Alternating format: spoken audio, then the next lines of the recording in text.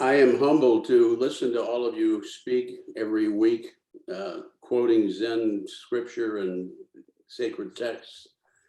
And I'm not in a position to be able to do that as well. So my sharing will be experiential, and my journey to oneness. Now, I had given a talk on faith and science some time ago, but that was very academic and seemed to raise a bunch of issues, but that didn't give you the backstory. And basically, I studied for the priesthood, and then I was sexually molested by a priest, left the seminary, and then ultimately left my Catholic belief practice actually for 23 years. And I went on a search for God that I knew God existed, but I was starting to look for God within nature through my own blessed circumstances, was able to travel to over 100 countries in all 7 continents searching. That led me into the universe ultimately in my quest for finding God through science. And whether it was creation or life or consciousness, but ultimately in mysticism. And then thinking I was in control and being in a very sinful state. My wife got cancer, died of cancer. I had cancer. And suddenly, when we think we're in control, then we got to take the responsibility for realizing that we're not in control. Either that or we take responsibility for the bad things that happen, which I didn't have the courage to do.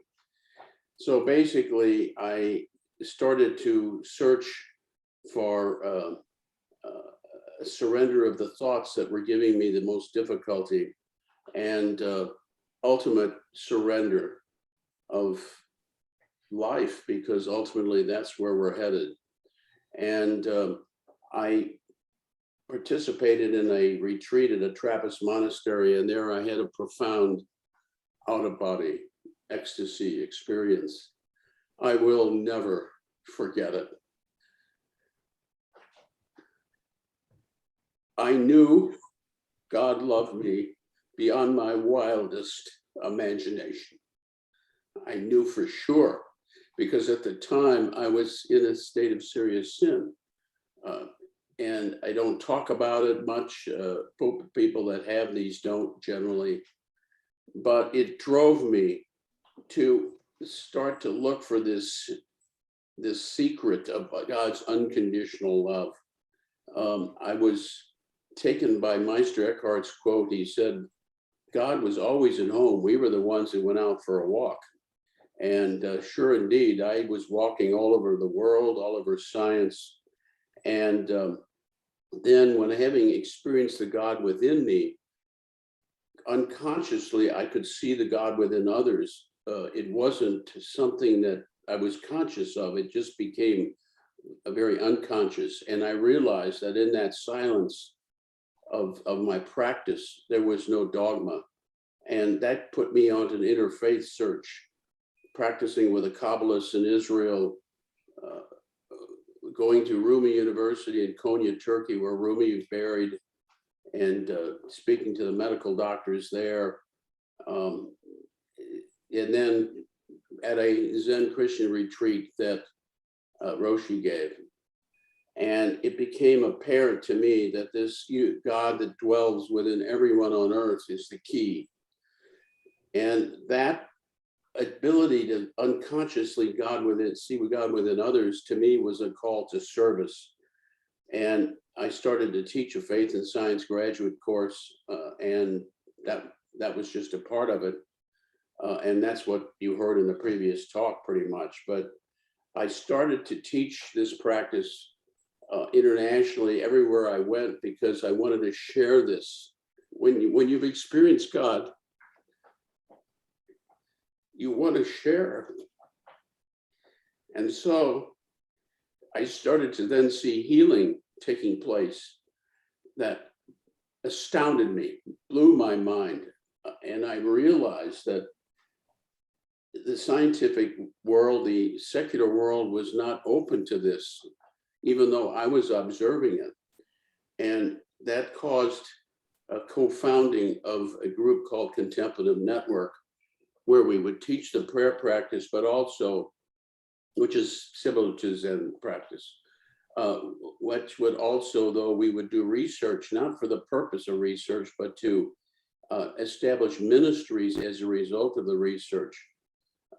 It reminded me of what the Dalai Lama said one time about Mother Teresa. He said, we have a lot to learn from her because she not only practices, but she takes it out to serve others. And in the process of serving others, the biggest stunner was that I was being served. I went out with an arrogance of serving, and then I got served. And so this process of writing a book for a graduate course turned into a memoir combination textbook. And I was blessed that Roshi was one of the reviewers, and also blessed that when we established Contemplative Network, Roshi's on our board. And that process, I believe, can only be summarized by giving an example of the healing that I observed and what we're doing about it. We reported the research on near-death and mystical experiences, which led to a ministry of consoling those who are in hospice and palliative care that there is hope, and there be no fear of death. But in the reporting of that at the International Conference in Havana, Cuba in 2019, one of the organizer is a MD, PhD neuroscientist, and he invited us to take a whole day to present faith and science, which was the first time that had happened since the revolution. And at the end of the conference, where we reported the research, his daughter, who's also an MD, PhD neuroscientist, asked me to come and teach the practice at her home. And I arrived, and she said when I got there that one of the participants suffers from Parkinson's. Well, I said, okay. And right before we started, the Parkinson's patient went into a major freeze, flailing, eyes contorted. It was a sad thing to watch. And I got in an argument with God about how in the world does he expect me to do this? I mean, this person. And basically was called to do it. So I had to have it translated through the medical doctor who was the husband of this lady, who is also a neuroscientist, MD. And I don't go as deep when I'm teaching, and I watch people and see how they're doing, and everybody went down immediately. And then within a minute or two, that Parkinson's patient went down. I was stunned.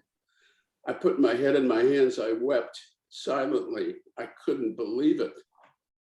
And at the end, I brought people out very quietly so that if he wanted to stay in, he could. And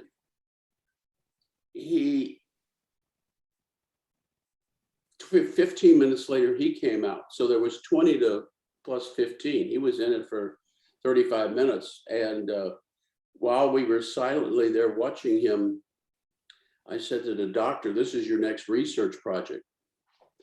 Well, when he was done, the man stood up and got this close to my nose and said, in passionate Spanish, unloads as to something, and I don't speak Spanish. Then the doctor translated, and he said, Jose said,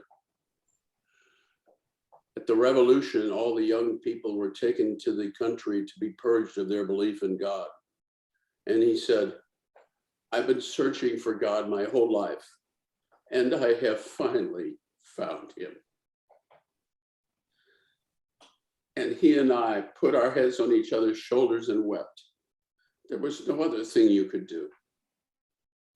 Well, fast forward to about 2 months ago, we realized that this all volunteer Contemplative Network has to go through a fundraising campaign to do the research because I could no longer fund it.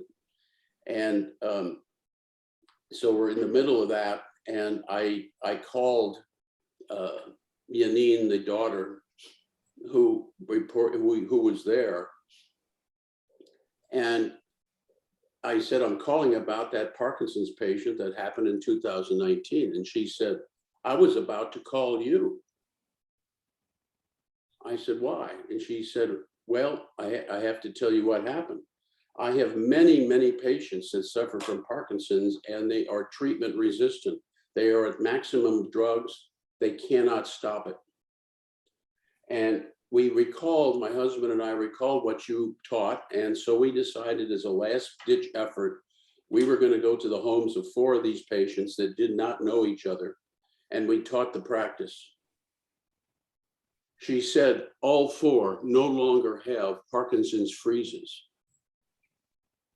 They are now no longer having them in the middle of the night, which causes sleep deprivation, which leads to depression. So they're no longer depressed. They want to eat, they want to go out. And they're practicing it 3 times a day. And she was stunned. I am stunned. And what's happening is that the thoughts are in the unconscious about the struggles, but the conscious brain is so, which is about 5% of the brain is a conscious brain, and it's struggling with these daily thoughts. But when you gently let go of those, the unconscious can unload. And the healing divine healer knows that. And so when the only difference when I taught this was I said, now, when you have a thought of Jose being in trouble, we have to let go of that thought and rest in God. When Jose, when you have the thought you want to stop this, you have to gently let go of that thought and rest in God. So the struggle of trying to fight it worsens it. It's the resting in the divine that heals. So now we're undertaking that research to establish this in Parkinson's treatment so that the secular world will be open to it. I can tell you PTSD stories at the VA hospital. So basically I'm on fire, and I would say that my journey has led me back. And ironically, through science, but ultimately through the mystical, enveloping love of God that is open to all of us as long as we don't seek it. And I'm sorry I can't quote the Zen writings, which are beautiful, beautiful.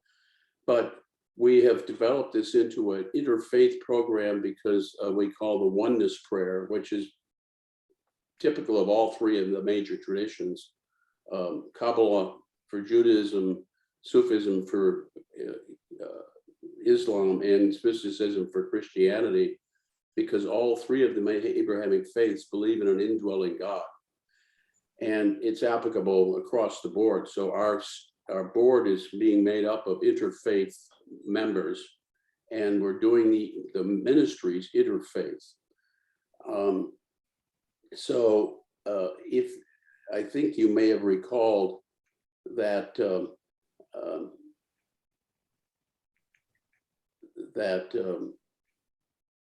I was writing a book on the subject, and this is the book, and it basically gives the personal journey and also the science. It's available on Amazon. I'm bringing this up now kind of boldly and unabashed. I am embarrassed, but it was published May 1st, so it just got published. And our contemplative.net website will describe the research we're doing and all of that. And so thank you for listening. And I think we're called to do action, not just meditation. I think meditation is a call to action.